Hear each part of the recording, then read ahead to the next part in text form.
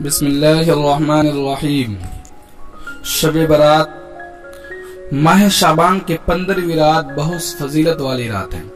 احادیث مبارکہ میں اس کے بہت سے فضائل وارد ہوئے ہیں اور اسلاف امت بھی اس کی فضیلت کے قائل چلے آ رہے ہیں۔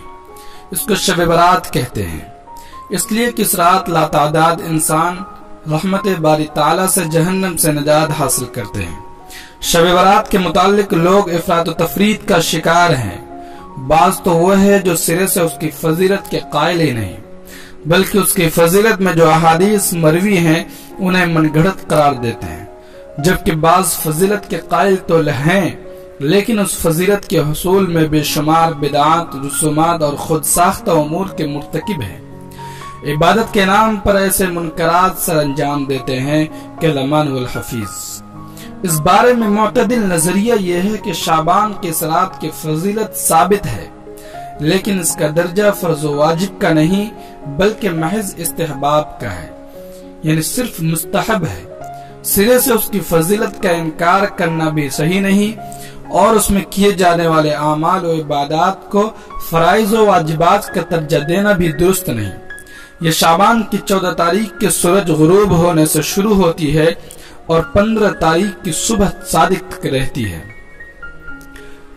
حضرت علی رضی اللہ عنہ سے روایت ہے کہ رسول اللہ صلی اللہ علیہ وسلم نے فرمایا، جب شعبان کی 15ویں شب ہو تو اس رات میں قیام کیا کرو اور اس دن روزہ رکھو، اس لیے کہ اللہ تعالی غروب آفتاب کے وقت سے آسمان دنیا پر اعلان فرماتے ہیں، کیا کوئی ہے مغفرت طلب کرنے والا کہ میں اس کی مغفرت کروں؟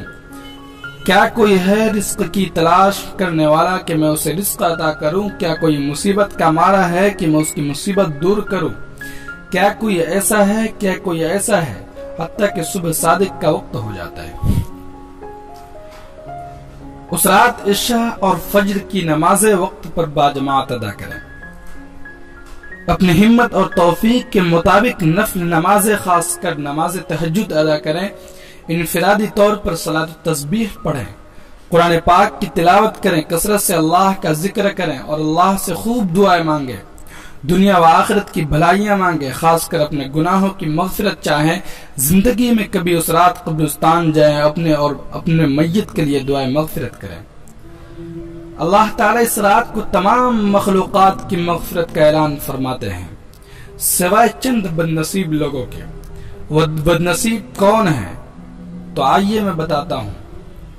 وہ بد نصیب ہے مشرک، اللہ تعالیٰ کی ذات اور صفات خاصہ میں کسی مخلوق کو شریک کرنے والا۔ صفات خاصہ سے مراد وہ صفات ہے جو صرف اللہ تعالیٰ کے ساتھ خاص ہیں، مثلا بغیر اسباب کے محتاج ہونے کے زندگی اور موت دینا، رزق دینا، اولاد دینا، عزت و ذلت دینا، بگڑی بنانا، مشکلات کو حل فرمانا وغیرہ۔ اس کے بعد ہے قاتل، کسی کو ناحق قتل کرنے والا۔ اگر کوئی شخص غلبہ اسلام کے لیے شر پسند دشمنان اسلام کو قتل کرتا ہے یا کسی ایسے انسان کو قتل کرے جس کا قتل کرنا شریعت میں جائز قرار دیا ہو تو ایسے اشخاص اس وعید میں شامل نہیں ہوتے، کیونکہ ایسے امور میں وہ شرعاً قاتل شمار نہیں ہوتے۔ زانی، وہ شخص جو اسلام کے مقرر کردہ جائز طریقے سے ہٹ کر جنسی خواہشات کی تکمیل کرتا ہے، وہ زانی کہلاتا ہے۔ زنا کا اصل مفہوم یہ ہے کہ مرد و عورت بغیر نکاح کے آپس میں جنسی ملاپ کریں۔ فقہ کرام فرماتے ہیں کہ زنا اور لواطت دونوں کے لیے وعید ہے، یعنی کوئی مرد کسی عورت کے ساتھ یا کوئی مرد کسی مرد کے ساتھ یا کوئی عورت کسی اور عورت کے ساتھ جنسی ملاپ کرتے ہیں تو یہ سب عرف میں زانی شمار ہوتے ہیں۔ شرابی، وہ شخص جو شراب پیتا ہے۔ شراب پینا حرام ہے، خواہ اس سے کسی کو نشہ چڑھے یا نہ چڑھے، کم مقدار میں پیے یا زیادہ، خوشی کے موقع پر پیے یا پریشانیوں کو کم کرنے کا بہانہ بنا کر، ہر حال میں شراب ناجائز اور حرام ہے۔ شراب کی طرح دیگر نشہ اور چیزیں مثلا بھنگ، چرس، افیون وغیرہ بھی ناجائز اور حرام ہے۔ متکبر، وہ شخص جو حق بات کو ضد و عناد کی وجہ سے قبول نہ کرے، ایسے شخص کی بھی مغفرت نہیں ہوتی اور غلط نظریات پر جمع رہے، اپنے سے کم حیثیت لوگوں کو حقارت کی نگاہ سے دیکھے، غرور، گھمنڈ، تعلی اور انانیت کی وجہ سے اس کی گردن اکڑی رہتی ہو، دوسروں کو کمتر اور خود کو برتر سمجھنے والا شخص متکبر کہلاتا ہے۔ اللہ کے نبی صلی اللہ علیہ وسلم نے فرمایا، وہ شخص جنت میں داخل نہیں ہوگا جس کے دل میں رائی کے دانے کے برابر کبر ہوگا۔ ایک شخص نے سوال کیا، یا رسول اللہ صلی اللہ علیہ وسلم، انسان اس بات کو پسند کرتا ہے کہ اس کا کپڑا اچھا ہو، اس کی جوتی اچھی ہو۔ آپ صلی اللہ علیہ وسلم نے ارشاد فرمایا، اس میں کوئی حرج کی بات نہیں، کیونکہ بے شک اللہ تعالیٰ خود بھی خوبصورت ہے اور خوبصورتی کو پسند فرماتے ہیں، اس لیے ان باتوں کا تکبر سے کوئی تعلق نہیں۔ ہاں، تکبر یہ ہے کہ انسان حق بات کا انکار کرے اور مخلوق خدا کو اپنے سے کمتر سمجھے۔ والدین کا نافرمان، یعنی جو شخص والدین کا نافرمان ہوتا ہے اور والدین کی اطاعت نہیں کرتا ہے، ایسے شخص کے بھی اس مقدس رات میں مغفرت نہیں ہوتی۔ اس بابرکت رات میں والدین کا نافرمان بھی اللہ کی رحمت سے محروم رہ جاتا ہے۔ والدین کی نافرمانی کو ایک حدیث پاک میں شرک کے بعد سب سے بڑا گناہ شمار کیا گیا ہے۔ دل میں بے بغض رکھنے والا، وہ انسان جو اپنے دل میں اپنے کسی دوسرے مسلمان کا برا سوچے، دل میں محبت کی بجائے نفرت پالے، اس کے لیے پیار کے جذبات کے بجائے دشمنی رکھے، اسے راحت دینے کے بجائے تکلیف دینے کے منصوبے بنائے، عزت دینے کے بجائے رسوا کرنے کی جستجو میں لگا رہے، اسے خوشیاں دینے کے بجائے پریشانیوں میں مبتلا رکھے، وہ شخص کینہ پرور کہلاتا ہے۔